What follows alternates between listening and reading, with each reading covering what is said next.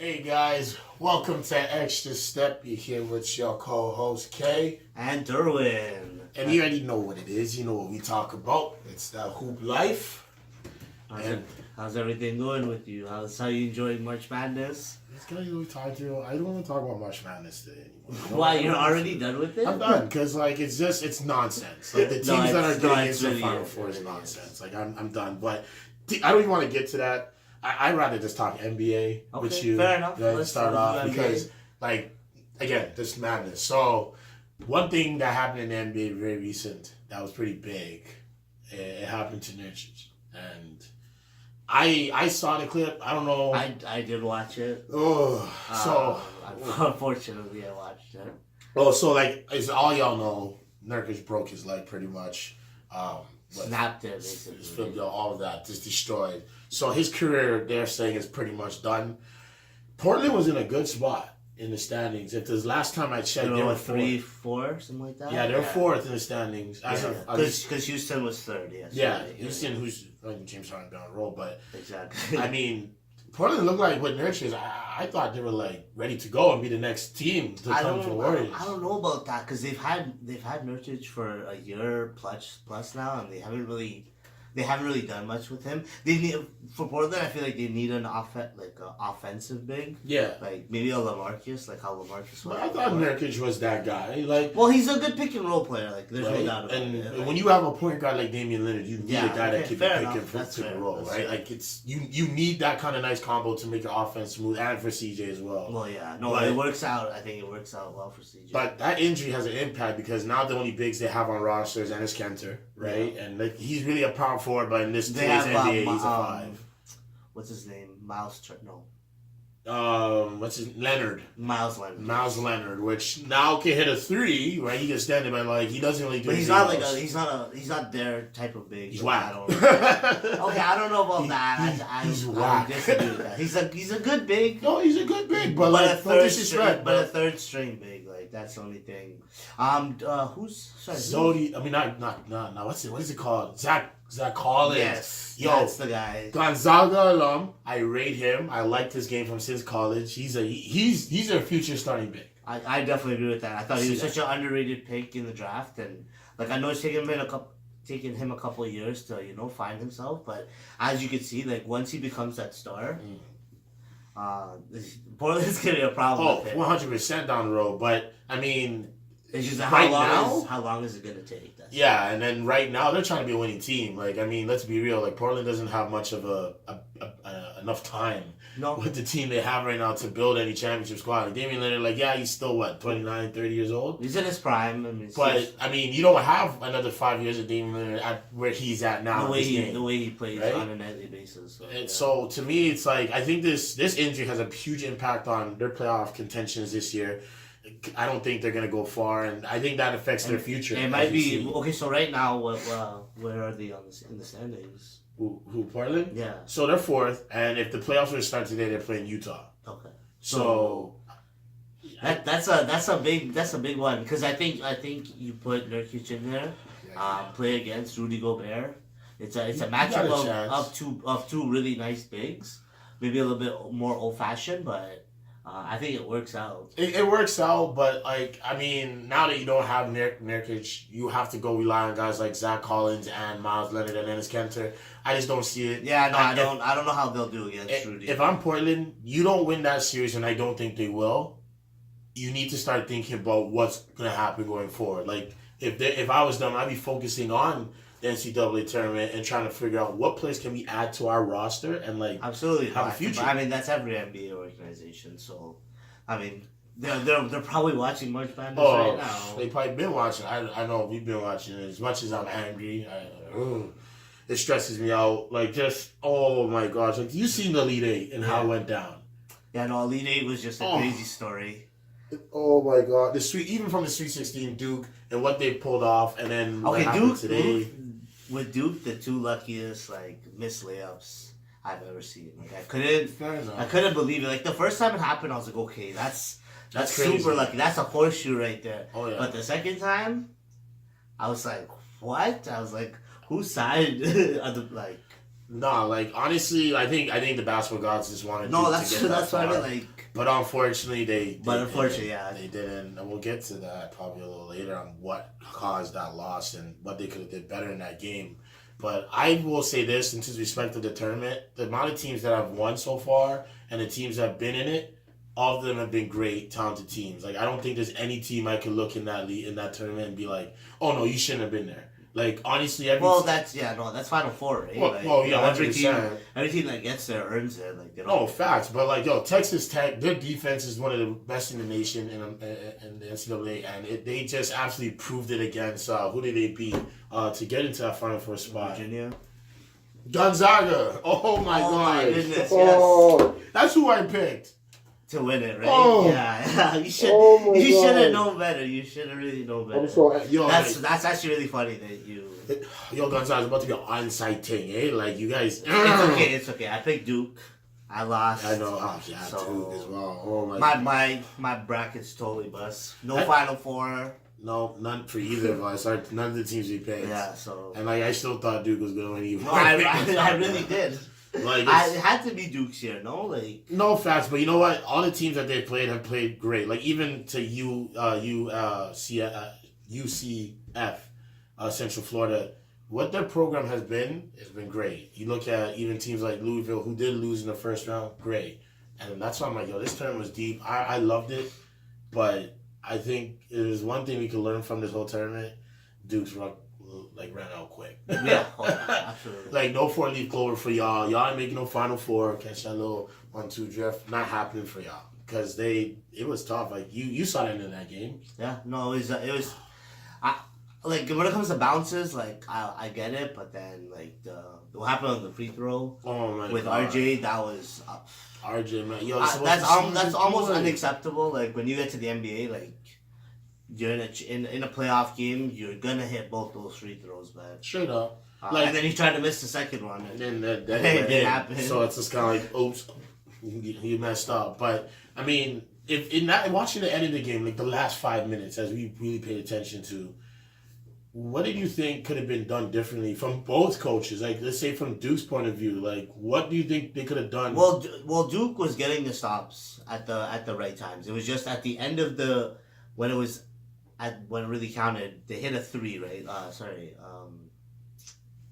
They hit a 3. Sorry, who was it? It was number 25. I don't know his name. I don't know his name. That's why I'm having. But he hit a big clutch 3 at the top of the. He came off a screen, perfect catch and shoot, and like you tell your players like What they say that? What does that kid say? That's splat. That's the splat. That's what happened with Michigan State. He just went like, bing, and then that was it. Like I felt like the soul was taken from Duke after that. Yeah, no. After that shot, it seemed like the game was like momentum-wise just totally changed. But then like I thought, like they gave the ball to RJ. He went to the line. That was a lot of contact even when he went to the line, but. And like wasn't able to hit both. Like, yeah, no, that's true. And in those situations, it's tough. And I get it with Coach K. Like, he even said it from early in the year. From that tournament they had in Hawaii when they lost to Gonzaga, he said, I'm going to trust RJ to do his thing at the end of the game. He's my guy he's the best playmaker. Like, no disrespect to Zion. Honestly, Zion is their best player. But RJ has the ability to make that pass or score the bucket. Like, Zion, he has the ability to create a shot if he needs to as well. Yeah. And Zion really doesn't have that. Like, Zion's a nice catch and shoot jumper kind of player. Pretty much. Like Zion's like that 1B sidekick. But we'll see what happens when they get to the NBA. Well, I mean, yeah, that's true. As for RJ, like, where do you think he's gonna go? Like, what's your thoughts about him? Because like after watching him today, like I had a lot of high expectations for him, but now I will say this, and I will not mention the person's name. Obviously, he said that this kid will be a role player. And I laughed, and I will say this, in this final game, there was something that I could see a little bit where, like, okay, I can see his issues, but it won't be a problem down the road. I still think he'll be a Hall of Famer in the NBA. Like, y'all can hold my words to it. I think he'll be a Hall of Famer. But I think RJ, he needs to work on his shot. Yeah. Like, he has a jumper, but I think in the late game situations, he can't really... It's weird. Like, he can't, like, shoot off the dribble. He can't, like, get a little side step shot. Yeah, no, the footwork's not there yet. That's what it is. Like. And it's fine. Like, he'll, again, Going to NBA can be a different system. He'll probably get drafted by Cleveland, where he'll get as many shots as he wants. So he'll learn to start. So don't wait. Does Cleveland draft him? Hell yeah. Colin Sexton's still on there. Hell yeah. So Colin Sexton's the point guard. RJ's not a point guard. RJ is RJ's very good at facilitating too. That's what I mean. Like, are you gonna take that? You're gonna have to give RJ the ball most of the time. I would. And then Colin would be a scorer. Colin learned to be like Kyrie did when LeBron was there and find your own bucket. Because Colin, in my opinion, he's kind of moving like a bus. Well, like, no disrespect to the guy, but you have no jumper in the NBA. You have to shoot a lot of shots in order to get over 20 points. And when you don't score 20 plus points, you don't even pass the ball good enough. That's true. Like RJ, in my opinion, I would draft RJ and like Colin. It was nice knowing you. No, you keep. But you're going to New York. You're gone to the Knicks, boss. Like, it's done. Everybody just traded run to the Knicks. Might as well. The Knicks are just like that dumping hole. Like, no disrespect to y'all. And again, I know some Knicks fans. I love y'all, but your team sucks.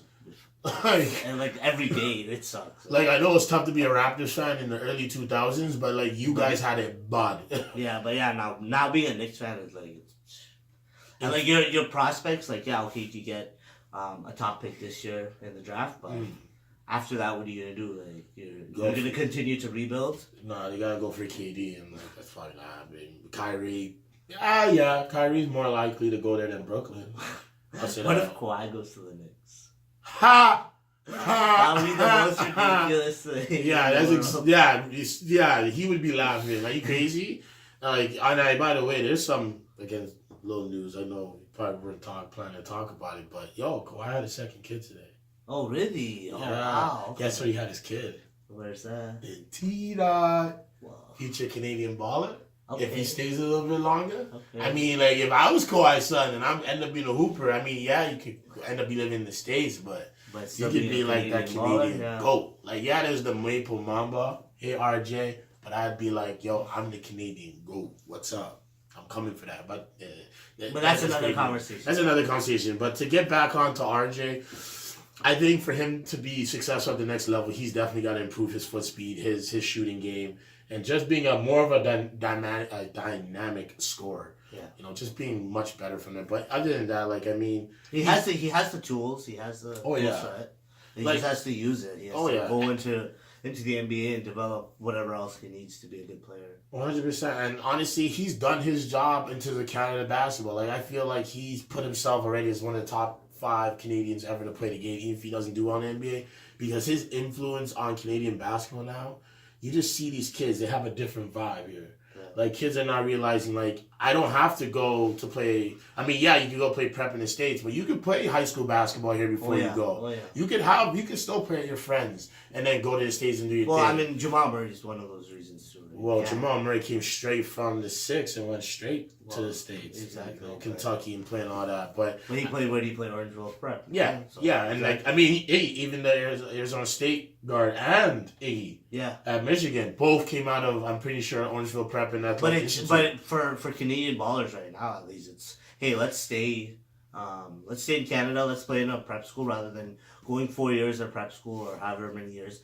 and then another year of college before you make the NBA. For some of them, it's like 4 years, 5 years to be out away from home. It works out better if you just stay in Canada. Right? Like, I mean, honestly, it's going to be nice to see in the next couple of years what high school basketball is going to look like. Like, I promise you, y'all going to be see TSN and be watching high school games. Like, we're going to get to that point. Think about it. You really think so? Look what Elijah Fisher did the other day in the BioSteel game. Yeah. He dunked on a man, and he's in, what, grade 8? Dunked on a man. Like, all the top grade 9s and 10s in the country dunked on a man and looked him down. TSN kept replaying that. I'm telling you, like the All-American game, TSN will soon have these games recorded, and we'll get a chance to see these kids from all over the place playing, especially with technology and how it's growing. So I like where basketball's going. Thank you, RJ.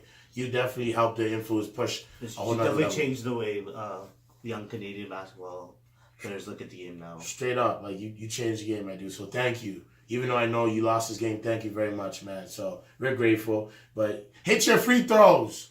Like, don't try to miss and then hit the free throw. Or hit the first one and then hit the second one. Time. I feel so sorry for you, boss. Like, I know those ones. Like, you want it so bad, but sometimes you take it away from you. But Pretty sure that's it, yo. I think we talked about all of our points. I know we always talk basketball. We ain't gonna stay here and talk for hours, and you guys just be like, blah blah blah. I mean, we could, but then we could. I mean, if you want, could link us up. We could all talk. Y'all bring the beers and all that stuff, and we could do that. We just host. That's it. Right? Yeah, we ain't giving y'all nothing. We'll host it, and we can talk that. But if you guys have any questions, please hit us up on our comments, and hit us up even on our DMs. Extra Step Podcast on Instagram, at Coach K Pilgrim, at Coach Dern as well. Hit us up. Let us know if you have any questions or anything you want us to talk about on the show. At all times, always looking for that. And always subscribe to the YouTube channel. Please subscribe. Y'all need to hear us more, because, we got more to say going down the road. But anyways, thank y'all for tuning in. This is the Extra Step. Have a good night. Have a good night. Stay tuned.